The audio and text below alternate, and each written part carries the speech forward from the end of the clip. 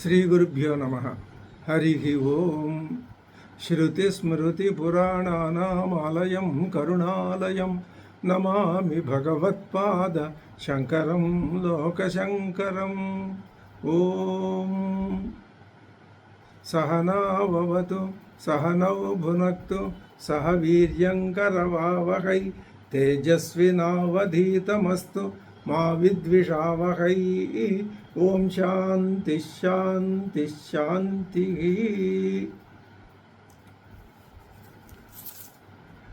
ఇంద్రియేభ్యః పరాః హి అర్థాః అర్థేభ్యశ్చ పరం మనః మనసస్తు పరా బుద్ధిః బుద్ధేరాత్మా మహాన్ పరః. ఇది చాలా కీలకమైనటువంటి ఉపనిషత్తు సాధకుడికి చేస్తున్న బోధనాపూర్వకమైన సందేశం. ఈ విధంగా గనక నువ్వు అంతర్ముఖుడవై ఆ విషయాల్ని ఆ విధంగా ధ్యానం చేస్తే క్రమక్రమంగా ఆ దారిలో వెడితే, ఏ దారిలో అంటే ముందు చెప్తున్నారు ఇంద్రియాలని గురించి తెలుసుకుందాం. ఇంద్రియేభ్యః పరాహి అర్థాః. ఇంద్రియాలు అందరికీ తెలిసినవే, కానీ ఇక్కడి నుంచే తెలియదు. అంతవరకే తెలుసు అందరికీ, ఇంద్రియాల వరకే. ఆ తర్వాత విషయాలు చూపిస్తున్నాడు. అది సాధకుడు సాధన చేయవలసిన విధానం. ఈశావాస్యం ఏం చెప్పింది? ఈశావాస్యం అని చెప్పింది. అది ఎలా సాధ్యం? ఈశ్వరుడు అంటే ఎవరు? ఆత్మయే కదా, పరమాత్మే కదా, ఆత్మ యొక్క యాథాత్మ్యమే కదా. మరి ఇప్పుడు ఇక్కడ ఆత్మ బుద్ధే ఆత్మ మహాన్ పరః. ఇక్కడ ఏం చెప్తున్నారు? ఇంద్రియాల కంటే అర్థములు సూక్ష్మములు మహత్తరములు, ప్రత్యేగాత్మ పరములను. అలాగే ఆ అర్థముల కంటే మనస్సు, ఇప్పుడు అది మనం పరిశీలించి తెలుసుకోవాలి. మనస్సు, ఆ మనస్సు కంటే బుద్ధి, బుద్ధి కంటే ఆత్మ. ఆత్మ అంటే ఈశ్వరుడే. ఈశావాస్యంలో అక్కడ ఈశావాస్యం అని చక్కగా సూటిగా చెప్పారు. అది ఎవరికి అంటే ఉత్తమోత్తమాధికారులకి అని చెప్తారు పెద్దలు. అదే విషయాన్ని ఇక్కడ మళ్ళీ వివరించి చెప్తున్నారు. అతి ముత్య ప్రేత్య అని కేనోపనిషత్తు చెప్పింది. అదే విధానం మళ్ళీ ఇక్కడ చెప్పబడుతున్నది.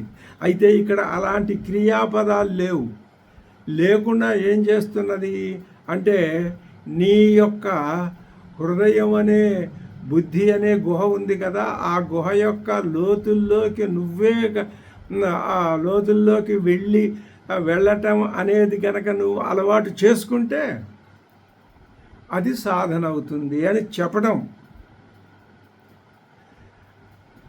ఇంద్రియేభ్యః పరాహ్యర్థాః. భగవత్పాదులు ఏమన్నారు? స్థూలాని తావతు ఇంద్రియాణి తాని. ఆ ఇంద్రియముల చేత, ఆ ఇంద్రియములను యైరర్థైరాత్మ ప్రకాశనాయ ఆరబ్ధాని, తమను తాము తెలుపుడు చేసుకోవడం కోసం ఏ ఇంద్రియాలని ప్రారంభించిన, తమని తాము తెలియజేసుకోవడం కోసం ఇంద్రియాలని ప్రారంభించాయి. ఏవి? విషయములు. ఆ విషయముల కంటే కూడా, ఆ ఇంద్రియముల కంటే అర్థాహ విషయములు గొప్పవి. ఇప్పుడేమంటారు? ఇంద్రియముల కంటే పరాహ్యర్థాహ ఏ విషయంలో? సూక్ష్మత్వంలో, మహత్వంలో, ప్రత్యేగాత్మభూతత్వంలో, ఈ మూడింట్లో. ఇంతవరకు బాగుంది. ఇప్పుడు ఏం చెప్తున్నారు? తేభ్యః అపి అంటే ఆ విషయముల కంటే కూడా, అర్థేభ్యశ్చ, తేభ్య అంటే అర్థేభ్యశ్చ, అర్థముల కంటే కూడా, పరం అంటే సూక్ష్మతరం, మహతు మహాంతం, విభం ఆత్మానం, మహాంతం ఇంకా దానికంటే పెద్దది లేదు. అలాగే ప్రత్యేగాత్మభూతం, దానికి స్వరూపభూతమైనది. ఏది? అర్థములకు కూడా అర్థముల కంటే పరము, తర్వాత మహత్తు, ప్రత్యేగాత్మభూతం అయినదేది మనః, మనస్సు. ఇప్పుడు చాలు, ఇంద్రియముల కంటే అర్థముల కంటే మనస్సు. ఈ మనస్సు ఎలా గొప్పదండి అర్థాల కంటే అంటే దానికి చెప్తున్నారు, కారణం చెప్తున్నారు. ఇప్పుడు ఏ ఉపనిషత్తు చెప్పిన వాక్యాన్ని సరి అయినటువంటి ఉపపత్తి చూపించి నిరూపిస్తారు శంకర భగవత్పాదులు. అది అక్కడ మనం తెలుసుకుంటే, కొంచెం కొద్దిగా బుద్ధిని ఉపయోగించి అర్థం చేసుకుంటే చాలా తేలిగ్గా మనకి తెలిసిపోతుంది. ఎందుకనండి మన మనస్సు అంత సూక్ష్మతరం, మహత్తరం, ప్రత్యేగాత్మభూతమైంది అంటే అని ఇప్పుడు చెప్తే అక్కడ ఒక్క వాక్యం, అది అంతకంటే పెద్ద విశేషం లేదు. మనశ్శబ్దవాచ్యం, మనస్సు అనేటటువంటి శబ్దం చేత చెప్పబడేది ఏదైతే ఉన్నదో అంటే మనస్సు, అది భూత సూక్ష్మం. మనసః ఆరంభకం భూత సూక్ష్మం. మనస్సు ఎక్కడ ప్రారంభమవుతుంది? భూత సూక్ష్మాల దగ్గర నుంచి, భూతముల యొక్క సూక్ష్మ రూపాల దగ్గర నుంచి మనస్సు ప్రారంభమవుతుంది. ఆలోచనలు అక్కడి నుంచే వస్తాయి. మనసః ఆరంభకం భూత సూక్ష్మం. అది ఎలాగా అంటే ఎందుకనండి అది ఆరంభకమైంది? భూత సూక్ష్మాల నుంచి ఎందుకని ఆరంభమవుతున్నది అంటే సంకల్ప వికల్పాద్య ఆరంభకత్వాత్. అక్కడి నుంచే ఆ భూతముల నుంచే ఉద్భవించింది మనస్సు. ఈ మనస్సు ఏమైంది? పరమైంది. వేటికి? అర్థాలకి. అదే చెప్పాను. మనసః, ఇప్పుడిక మనసఃపి పరా సూక్ష్మతర మహత్తర ప్రత్యేగాత్మభూతాచ బుద్ధికి. ఇప్పుడు దాని పై మెట్టుకెళ్తున్నాడు. ఇంద్రియేభ్య పరాహ్యర్థాః అర్థేభ్యశ్చ పరం మనః. ఎందుకని మనస్సు అంటే మనస్సు అనేది భూత సూక్ష్మం. ఆ భూత సూక్ష్మం అంటే భూతముల యొక్క సూక్ష్మ స్వరూపం. అది ఈ అర్థములకు కంటే పరమైనది. ఎందుకని? ఆ భూత సూక్ష్మం కావటం వలననే మనస్సు యొక్క పుట్టుక జరుగుతున్నది. అది మనసః ఆరంభకం. అది అక్కడి నుంచి ప్రారంభం అవుతున్నది. సంకల్ప వికల్పాదులన్నీ అక్కడి నుంచి వస్తున్నాయి. కాబట్టి మనస్సు అర్థముల కంటే పరమైనది. బాగుంది. మనసఃపి పరా సూక్ష్మతర మహత్తర ప్రత్యేగాత్మభూతాచ బుద్ధి. మనస్సు కంటే ఇంకా పరమైనది, మనస్సు కంటే మహత్తరమైనది, మనస్సుకే ప్రత్యేగాత్మభూతమైనది బుద్ధి. బుద్ధి ఏమిటి? బుద్ధి శబ్దవాచ్యం అధ్యవసాయాద్యారంభకం. మనస్సేమో సంకల్ప వికల్పాద్యారంభకం, బుద్ధేమో అధ్యవసాయాద్యారంభకం. అధ్యవసాయం అంటే నిశ్చయం, నిశ్చయాత్మకం మనః. అధ్యవసాయం అంటే నిశ్చయం, కర్తృత్వం, ఈ మొదలైనటువంటి వాటిని ప్రారంభించేది బుద్ధి. అది భూత సూక్ష్మమే. ఈ మనస్సు బుద్ధి రెండింటికి కూడా భూత సూక్ష్మం నుంచే పుట్టుక. అయితే మనస్సేమో మనస్సు కంటే పరమైంది బుద్ధి. పోనీ అన్నింటికంటే మిక్కిలి పరమమైనది బుద్ధి. ఆ బుద్ధికి లోబడినది మనస్సు, మనస్సుకి లోబడినవి అర్థములు, అర్థములకు లోబడినవి ఇంద్రియములు. కాబట్టి ఇంద్రియాలు మనకి పూర్తిగా సూటిగా డైరెక్ట్గా అనుభవంలో ఉన్నాయి. కాబట్టి వీటిని మనం ఏం చేయాలి? ఇంద్రియాల ద్వారా అర్థములు ఉన్నాయే వాటి విషయాలు, వాటి సంగతి పసిగట్టాలి. వాటిని పసిగట్టేసరికి ఏమవుతాయి? ఇంద్రియాలు వెనకబట్టిపోతాయి. ఇప్పుడు అర్థాలని నువ్వు పసిగడుతున్నావు కాబట్టి ఆ అర్థాల ద్వారా మనస్సుని పట్టుకోవాలి. మనస్సుని ఎప్పుడైతే దాని స్వరూపాన్ని పట్టుకున్నావో ఈ అర్థాలు కూడా ఇంద్రియాల్లాగా వెళ్ళిపోతాయి. ఇప్పుడు నువ్వు మనస్సుని పట్టుకున్నావు. మనస్సుని కూడా నువ్వు పరిశీలించి ఈ సంకల్పాలు వికల్పాలు ఇవి పంచభూతాల నుంచి, పృథివీ అప్తేజో వాయురాకాశాలనే పంచభూతాల నుంచి పుట్టుకొచ్చింది మనస్సు. అని ఈ మనస్సు యొక్క తత్వాన్ని కూడా నువ్వు గమనించావంటే చాలా జాగ్రత్తగా మనస్సుకి నువ్వు ప్రత్యేగాత్మ తత్వాన్ని మనస్సు పట్ల నువ్వు అవలంబిస్తే, అంటే నువ్వు ప్రత్యేగాత్మవై మనస్సును చూస్తే, అసలు మొట్టమొదటి మళ్ళీ చూడు, నువ్వు ప్రత్యేగాత్మవై ఇంద్రియాలను చూడు. అలాగే ప్రత్యేగాత్మ ఇంద్రియాలను చూస్తే అప్పుడు నీకు అర్థాలు విషయాలు తెలుస్తాయి. ఆ విషయాలకి కూడా నువ్వు ప్రత్యేగాత్మవైతే నీకు మనస్సు తెలుస్తుంది. మనస్సుని కూడా నువ్వు అంటే మనస్సును కూడా నువ్వు గమనిస్తూ ఉంటే బుద్ధి తెలుస్తుంది. ఇప్పుడు ఇక బుద్ధిని కూడా అంటే అధ్యవసాయాత్మకమైనటువంటి నిశ్చయాత్మకమైనటువంటి బుద్ధికి కూడా నువ్వు ప్రత్యేగాత్మవైతే అంటే అర్థం నీ బుద్ధిని అది ఎడిపోతుందో నువ్వు నిశ్చలంగా తటస్థంగా నువ్వు చూస్తూ ఉండు. ఇదే సాధన. ఈ బుద్ధిని నువ్వు ఆ ప్రత్యేగాత్మ స్వరూపంగా చూస్తే ఏమవుతుంది అంటే ఆ బుద్ధి కూడా సర్దుకుంటుంది. ఇంకా అప్పుడు ఆ బుద్ధి యొక్క ప్రత్యేగాత్మతత్వం ఏదవుతుంది? ఆత్మతత్వం. ఇక్కడ ఒక చిన్న విశేషం చెప్తున్నారు. ఇక్కడ ఆత్మతత్వం బుద్ధికి ఆత్మతత్వానికి మధ్యలో నిజానికి ఏదీ లేదు అనుకుందాం మనం సాధనకు తేలిక కోసం. కానీ శాస్త్రం అలా కాదుగా, ఏవో మధ్యలో కొన్ని ఉంటాయని చెప్తుందిగా. వాటిని మనం ఉన్న సూచన మాత్రంగా తెలుసుకుంటే సరిపోతుంది తప్ప అది ఏమిటయ్యా అంటే ఈ బుద్ధికి ఆత్మతత్వానికి మధ్యలో హిరణ్య గర్భతత్వం అని ఒకటి ఉన్నది. ఈ హిరణ్య గర్భతత్వము అంటే అది ఏది పెద్ద అదేదో మనకి ఎక్కడా కనపడదండి, దాన్ని ఎలా పట్టుకుంటాం, ఏమిటి, ఎవరి హిరణ్య గర్భుడు అని అనుకుంటే అది పెద్ద అసలు అర్థం కాని విషయమే కాదు. ఏమిటి అంటే ఇంద్రియాలు వ్యక్తిగతాలు, అర్థాలు వచ్చేసరికి వ్యక్తి దాటి అర్థాలు అందరినీ వ్యాపిస్తున్నాయి.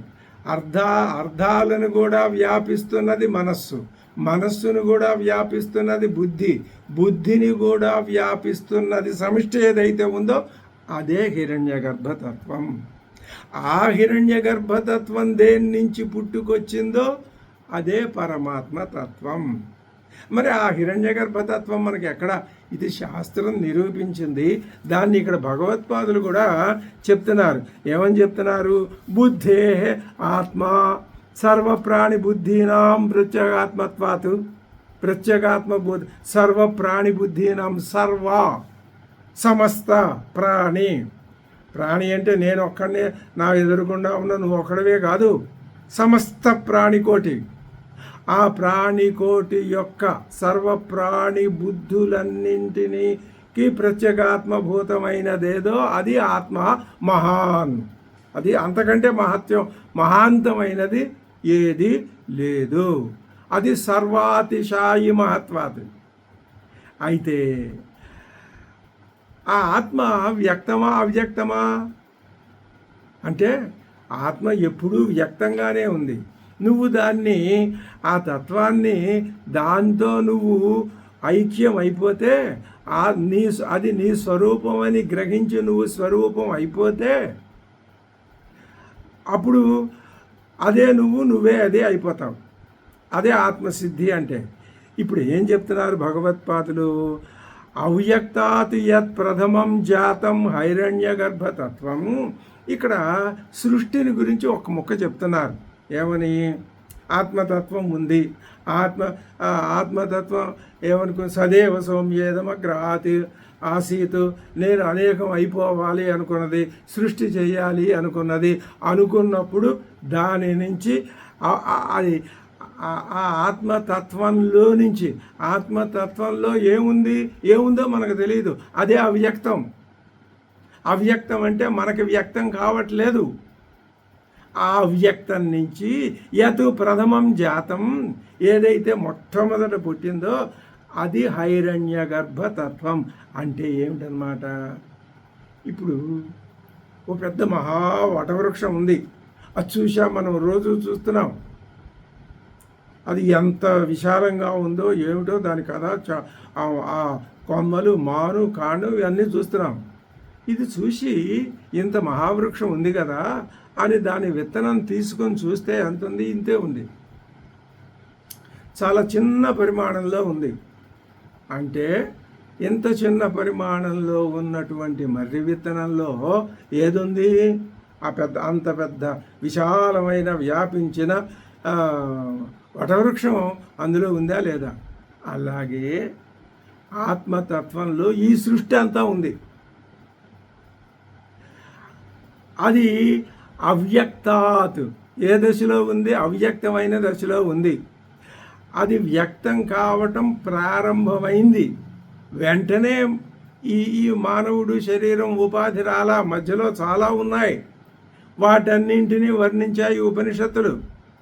అందులో మొట్టమొదట బయటికి వచ్చినటువంటి ప్రథమం జాతం హైరణ్య గర్భతత్వం. దాన్ని అది హిరణ్యం అంటే జ్ఞానమే అర్థం.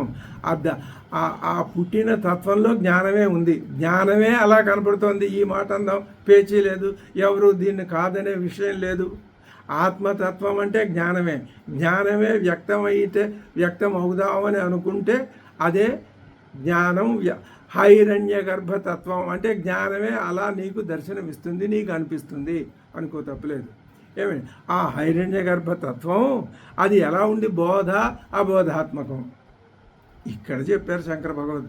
బోధము అది బోధంగానూ ఉంది, అబోధంగానూ ఉంది. బోధం అంటే ఇప్పుడు జ్ఞానం అనే అర్థం. అబోధం అంటే జ్ఞానం కానిది. జ్ఞానం కానిది ఏమిటి? శక్తి. అంటే ఈ హైరణ్య గర్భతత్వం బోధాత్మకంగా జ్ఞానశక్తి క్రియాశక్త్యాత్మక రూపంగా ఉన్నది. క్రియాశక్తి వేరే ఎక్కడి నుంచో రాదు. ఇది జ్ఞానం వికసించి ఓ క్రియాశక్తిని అద్దెకి తెచ్చుకొని అప్పుడు ఈ సృష్టి అంతా చేసిందని అర్థం కాదు. కాబట్టి నీకు ఆ వ్యక్తం కాబట్టి క్రియాశక్తి వ్యర్థం హైరణ్య గర్భతత్వంలో జ్ఞానమే వ్యక్తమైంది ముందు. ఇంకా సృష్టి వ్యక్తం కాలేదు, అవ్యక్త దశలో ఉంది.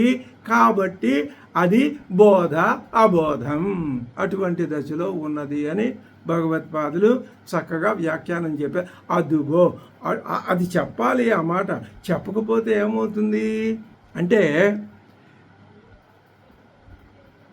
నీకు నీ స్వరూపం అర్థం కాదు. ఇప్పుడు నువ్వు ఎక్కడి నుంచి ప్రారంభమయ్యావు? ఇంద్రియాలకు ఓనర్ దగ్గర నుంచి నువ్వు ప్రారంభమయ్యావు. ఇంద్రియాలను వదిలేశావు.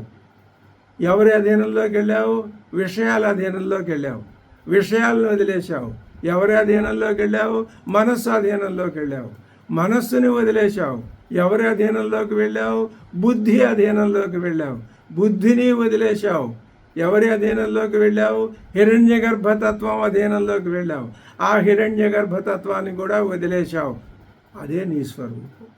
ఇదే సాధన. ఇదే కఠోపనిషత్తు యొక్క బోధన.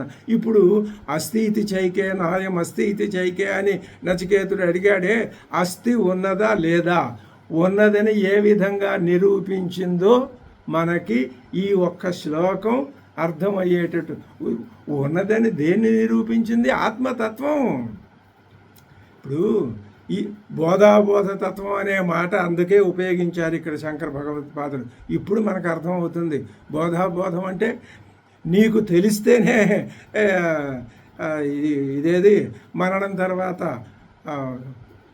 జన్మాంతర సంబంధమైన శక్తి ఉన్నది, జన్మాంతర సంబంధమైనటువంటి ఆత్మ జ్ఞానం ఉన్నదని లేదని నువ్వు అంటున్నావు అంటే అది నీకు ఉన్నట్టుగాను లేనట్టుగాను ఇలా కనపడుతున్నది. అంటే దాంట్లో ఉన్నట్టు నీ చేత ఆలోచింపజేసి నువ్వు ఏదైతే నిజమని నమ్ముతున్నావో వాటిలో ఉన్నటువంటి ఆ నిజాల్ని ఒక్కొక్క దాన్ని నీ చేతే పరిశీలింపచేసి చివరికి ఎక్కడికి వెళ్ళింది? ఆత్మతత్వానికి వెళ్ళింది. ఎవరైనా ఇప్పుడు వచ్చి ఆత్మతత్వానికి కూడా ఇంకొక ఆత్మతత్వం ఇలా 100 ప్రశ్నలు అడుక్కుంటూ పోతే అనవస్థా దోషం అంటారు. అది కాదు, ఎక్కడో చోట ఆగిపోవాలి. కాబట్టి ఆత్మతత్వం అలా అయిపోయింది. ఇప్పుడు చాలా అద్భుతమైనటువంటి సాధనా విధానాన్ని చెప్పారు. ఉపనిషత్తు చెప్పింది ఏమని? ఇంద్రియేభ్య పరాహ్యర్థా అర్థేభ్యశ్చ పరం మనః మనసస్తు పరా బుద్ధి బుద్ధేరాత్మా మహాన్ పరః మహతః పరమవ్యక్తం అవ్యక్తాత్ పురుషః పరః పురుషాన్న పరం కించిత్ సా కాష్ఠ సా పరాగతి. ఇంకా కొద్ది అంతరంలో ఉన్న వివరాలని చెప్తున్నది ఉపనిషత్తు. ఏం చెప్తున్నది అంటే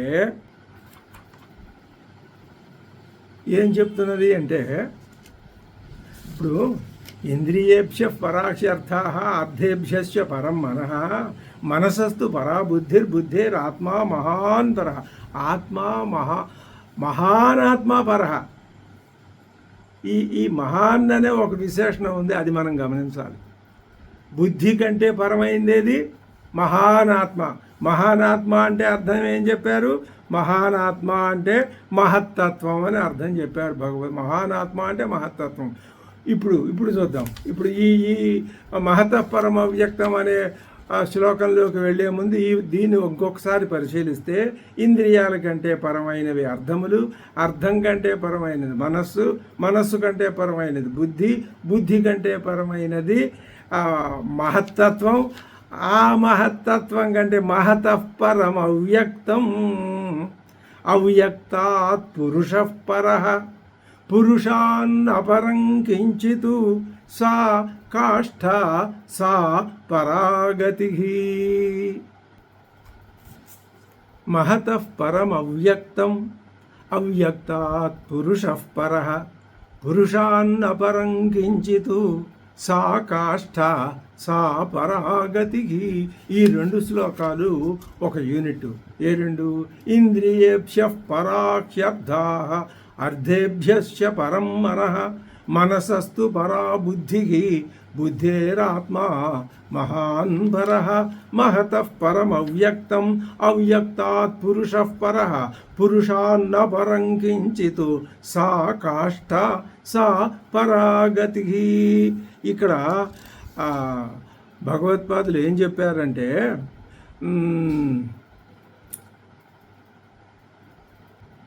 ఈ రెండు శ్లోకాలు ఎందుకు ఒక యూనిట్ అని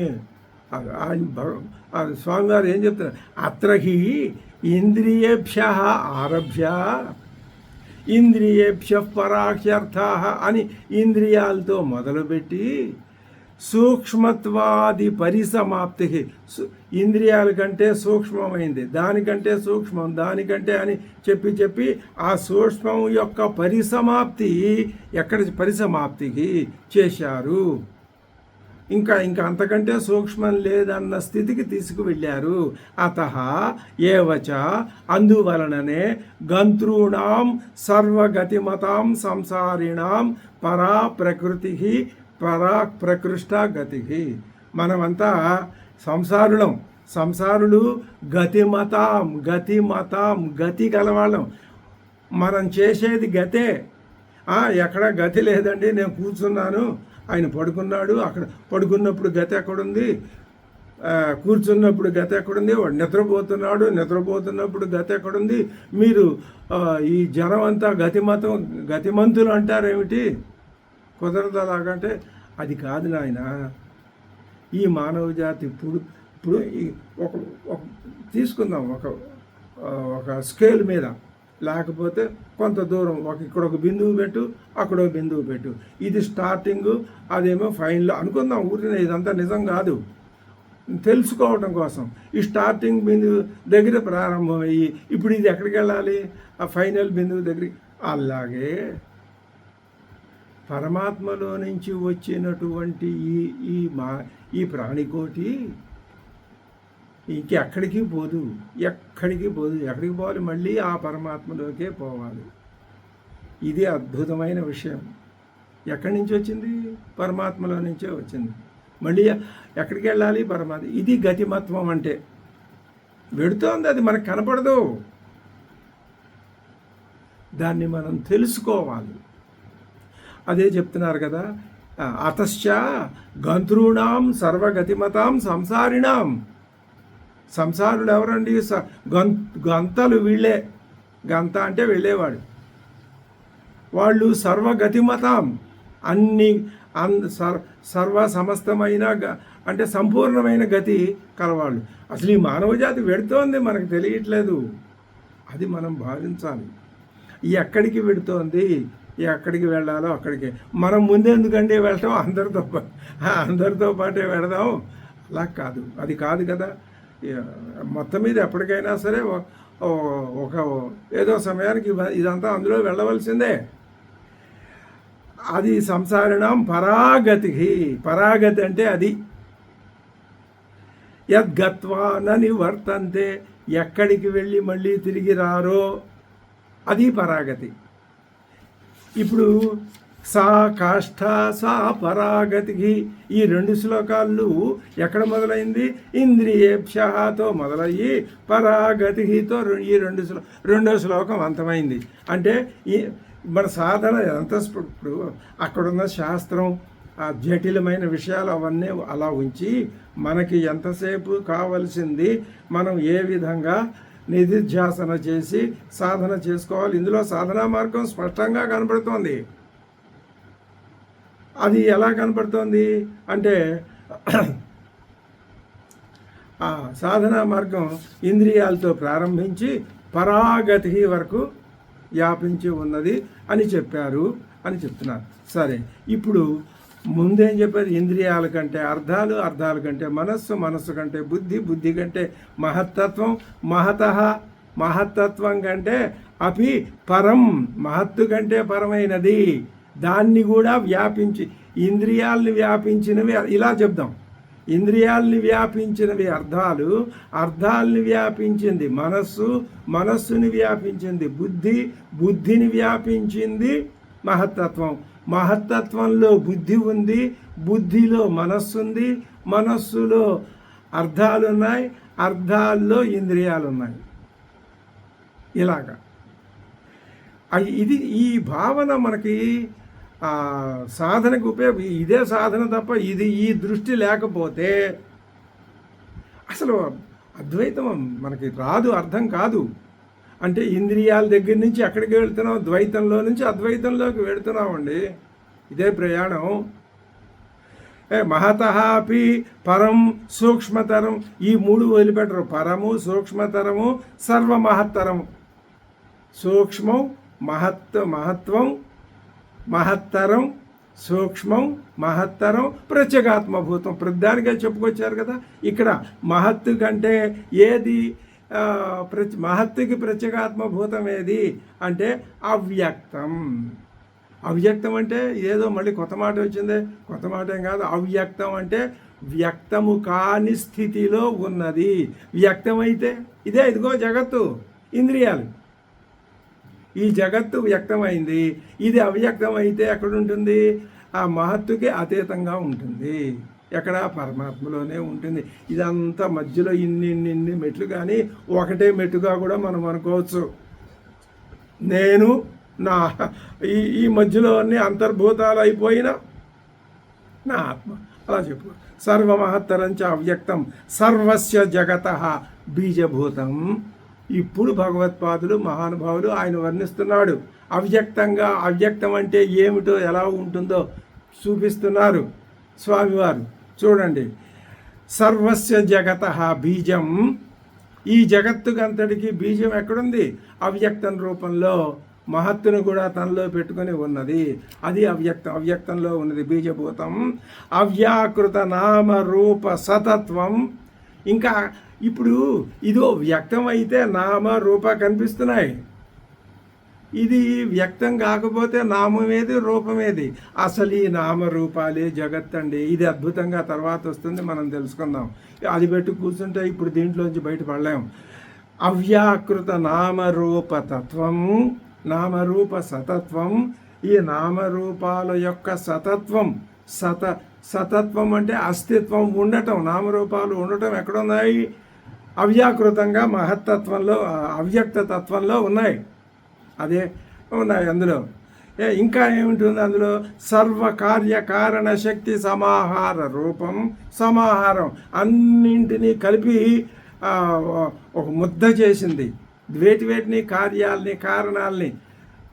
సృష్టి అంతా కారణం. ఇదిగో ఇందాక చెప్పుకొచ్చిన కారణాలు. ఈ కారణాలు కార్యములు, కారణములు అన్నీ కలిపి ఒకటే అయిపోయినటువంటి సమాహార స్థితిని పొందిన రూపం ఎక్కడుంది? అవ్యక్తంలో ఉంది. ఇంకా అవ్యక్త అవ్యాకృత ఆకాశాది నామ వాచ్యం. అవ్యక్తం, ఆకాశం కూడా అవ్యక్తంగానే ఉంది. ఇది మన బుద్ధికి అందని విషయం, తెలుసుకోవాల్సిందే. అవ్యక్త అవ్యాకృత, ఇంకా వ్యక్తం కాలేదు. అవ్యాకృత అంటే నామరూపాలు బయటపడలేదు. అటువంటి ఆకాశాది నామ వాచ్యం. బయటపడితే ఆకాశం, వాయువు ఇలాంటి పేర్లు వస్తాయి. లేకపోతే అవ్యక్తం, ఇంకా ఆ నామాలు బయటపడలేదు. అటువంటి అది ఇంకా ఎలా ఉంది? పరమాత్మని ఓతప్రోత భావేన సమాశ్రితం. పరమాత్మలో లోపల పరమాత్మ అదే. ఇప్పుడు భాగవతంలో కృష్ణుడు లేకపోతే శ్రీకృష్ణ పరమాత్మ తన ఉదరంలో చతుర్దశ భువనాలని పోస్తున్నాడు అంటే అర్థం ఏమిటి? అది అక్కడ చెప్పి ఉరికినోర్వక ఉదరంబులోనున్న జగతి గదుల అని చెప్పాడు కదా పోతన గారు. దాని అర్థం ఇదే.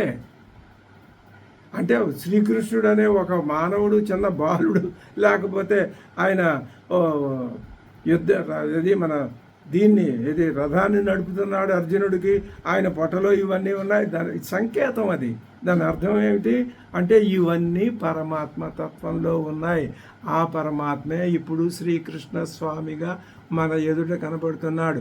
మనము ఎంతసేపు అదిగో ఆ పిల్లని గురువి, ఆ నెమలి పించం, ఆ నీలవర్ణం, ఆ పద్మపత్ర విశాల అవన్నీ చూసి ఇవే అనుకుని అక్కడితో ఆగిపోకూడదు. ఏం చేయాలి?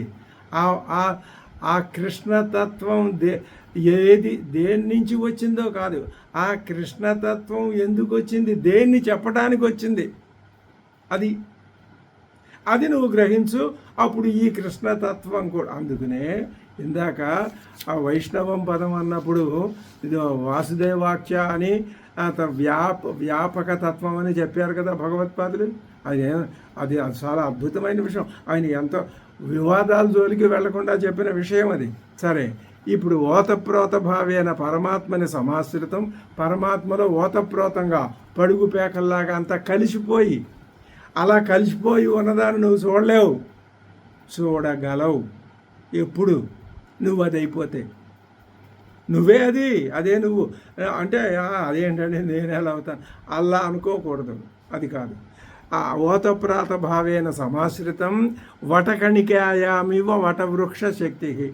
అది వటవృక్షం యొక్క శక్తి అంతా వటకణికలో, ఆ బీజంలో ఉన్నట్టుగా ఈ మొత్తం అంతా దేనిలో ఉన్నదో. తస్మాత్ ఆ అవ్యక్తం కంటే పరహ సూక్ష్మతరహ సర్వకారణకారణత్వాత్ ప్రత్యేగాత్మత్వాచ మహాంచ అతయేవ పురుష. అదే చెప్తున్నారు. మహతపరం అవ్యక్తం అవ్యక్తాత్ పురుష పరహ. అవ్యక్తం కంటే పురుషుడు పరమైన వాడు. మళ్ళీ పురుషుడు ఎవరండి వచ్చాడు ఇక్కడ? చెప్తాడు భగవత్పాదులు. సర్వపూర్ణాత్ పురుష. మొత్తమంతా అంతటినీ పూర్తి చేయటం వల్ల ఆయన పూర్ణాత్ పురుష, పురుషైనాత్ పురుష అని కూడా చెప్పారు. సరే, తతః అన్యస్య పరస్య ప్రసంగం నివార్యన్. ఇంకా పురుషుడి తర్వాత అండి ఆ ప్రసంగాన్ని ఆపేయాలి అంతటితో. అందుకని పురుషాన్న పరం కించితు. పురుషుడి కంటే పరమైనది నకించితు ఏది కూడా లేదు అది చెప్పి, యస్మాత్ నాస్తి పురుషాత్. పురుషుడు చిన్మాత్ర ఘనాత్ అంటే కేవలం జ్ఞానస్వరూపుడైనటువంటి ఆ పురుషుని కంటే పరమైనది ఏది లేదు. కాబట్టి పరం కించిదపి నా వస్త్వంతరం, వేరే వస్తువు ఏది లేదు. కాబట్టి తస్మాత్ అందువలన సూక్ష్మత్వ మహత్వ ప్రత్యేగాత్మత్వానాం సాకాష్ట. ఇంకా మొదటి నుంచి ఇంద్రియభ్య దగ్గర నుంచి సూక్ష్మత్వం మహత్తత్వం, సూక్ష్మత్వం మహత్తత్వం ప్రత్యేగాత్మత్వం, ఈ మూడింటిని అన్నింటికీ నిరూపించుకుంటూ వచ్చారా లేదా? ఇక ఇదే పరాకాష్ట, ఇంకా ఇంతకంటే లేదు. నువ్వు ఉన్నా మాకు చెప్పడానికి ఓపిక లేదు. అది చాలు అంతవరకు. సా పరాగతి. అందుకని చెప్పి దాన్ని ఒక్క ముక్కలో సారాంశం చెప్పేస్తున్నారు శంకర భగవత్పాదులు. ఏమని? అత్రహి ఇంద్రియేభ్య ఆరభ్య సూక్ష్మత్వాది పరిసమాప్తి అతః ఏవ చ గంతॄణాం సర్వగతిమతాం సంసారిణాం పరా ప్రకృష్టా గతి. దీనికి ఒక చిన్న దృష్టాంతం ఉదాహరణ చెప్తున్నా. యద్గత్వా న నివర్తంతే తద్ధామ పరమం మమ. అదే నా ధామ, నేనే నా ధామ, నా ధామే నేను. అంటే ఈ సమస్తం నాలోకి రావాల్సిందే. సమస్తం నాలో ఉంది, నువ్వు చూస్తావా చూడు అని విశ్వరూప ప్రదర్శన అంటే అదే. అటువంటి అర్థం చెప్పుకోకపోతే ఇంకా మనం బయటపడలేము దీంట్లోంచి. అది ఇప్పుడు ఏం చెప్తున్నారు ఈ 2 శ్లోకాలు? ఇంద్రియేభ్య పరవశర్థాః అర్థేభ్యశ్చ పరం మనః మనసస్తు పరా బుద్ధిః బుద్ధేరాత్మా మహాన్ పరః మహతః పరం అవ్యక్తం అవ్యక్తాత్ పురుషః పరః పురుషాన్న పరం కించిత్ సా కాష్ఠ సా పరాగతిః. తర్వాత మంత్రవర్ణం చెప్తున్నారు. ఏష సర్వేషు భూతేషు గూఢోత్మా న ప్రకాశతే దృశ్యతే త్వగ్రియయా బుద్ధ్యా సూక్ష్మయా సూక్ష్మదర్శిభిః. ఇది ఈ తత్వాన్ని దర్శించడం మేము చెప్పేం కానీ నీకు కనపడిపోయింది అనుకుంటున్నావా ఏమిటి? చాలా కష్టం. సరే అయ్యా, ఎంత కష్టమో ఏమిటో అనేది ఈ మంత్రవర్ణం చాలా చాలా ఇప్పుడు ఇంతవరకు చెప్పిన ఈ 2 శ్లోకాల అంతేకాదు, ఇంతవరకు చెప్పిన కఠోపనిషత్తు సారం అంతా ఈ శ్లోకానికి ఈ శ్లోకం ఒక్కటి మననం చేస్తే అదంతా మనకు గుర్తు రావాలి. ఏష సర్వేషు భూతేషు గూఢోత్మా న ప్రకాశతే దృశ్యతే త్వగ్రియయా బుద్ధ్యా సూక్ష్మయా సూక్ష్మదర్శిభిః. ఇక్కడ ఒక ఆశంక వచ్చింది. ఆ ఆశంక అనేది ఎలా ఉంది ఏమిటి, దానికి భగవత్పాదులు ఏం జవాబు చెప్పారనేది మనం తర్వాత తెలుసుకుందాం. ఓం సహనావవతు సహనౌ భునక్తు సహ వీర్యంకరవావహై తేజస్వినావధీతమస్తు మా విద్విషావహై. ఓం శాంతి శాంతి శాంతి.